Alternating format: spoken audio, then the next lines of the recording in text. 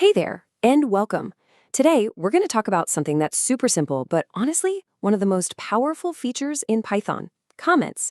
Think of them as your code's secret helper, and trust me, by the end of this, you'll see just how essential they are. Okay, let's be real for a second.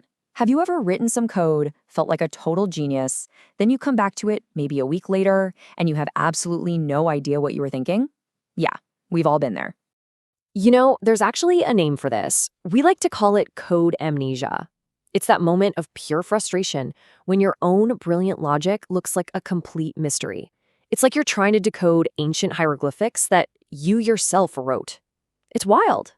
But what if I told you there's a simple, elegant cure for this? A tool that's built right into Python, designed specifically to save your future self and, anyone else who has to read your code. And that cure, of course, is comments. The absolute best way to think about them is like sticky notes. You're just leaving little reminders, explanations, and signposts for the humans who will read this code later. So let's get just a little formal for a second. A Python comment is just a programmer-readable explanation right there in your source code. But here's the most important part of that definition. Comments are completely ignored by the Python interpreter. And this is absolutely key. They have zero, and I mean zero, effect on how your program actually runs. They are 100% for us, the humans. All right, let's start with the real workhorse of the comment world, the one you're going to use all the time, the single-line comment. It's perfect for those quick little in-the-moment notes. And the syntax? Well, it literally could not be simpler. It's just the hash symbol or the pound sign. In Python, anything on a line that comes after this symbol is a comment. The computer just skips right over it. And this example right here shows it perfectly. Look, we can all read the code and figure out it's calculating an area. The comment doesn't state the obvious. What it does is tell us the why, the big picture idea. It gives us context before we even have to start picking apart the code itself. So where do you actually use these things? Well, there are three main ways. First, to explain a line of code that's kind of tricky or not obvious. Second, for leaving yourself little breadcrumbs, like a hashtag to-do fix this later. And my personal favorite, which is a lifesaver for debugging, you can temporarily turn off a line of code just by sticking a hash in front of it. We call that commenting it out. Okay, so what happens when one little line isn't enough? What if you need more room to explain something?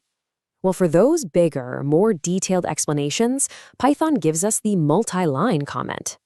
For this one, we use a block of triple quotes. And you can use either 3 double quotes, like you see here, or 3 single quotes. Either one works. Everything you type between the opening and the closing set is treated as one big comment. And this is where they really become powerful. When you put a multi-line comment right at the start of a function like this, it's got a special name, a docstring. It basically acts like a little user manual for that piece of code. It tells you what it does, what it needs, and what it gives back, all before you even look at the logic. It's fantastic.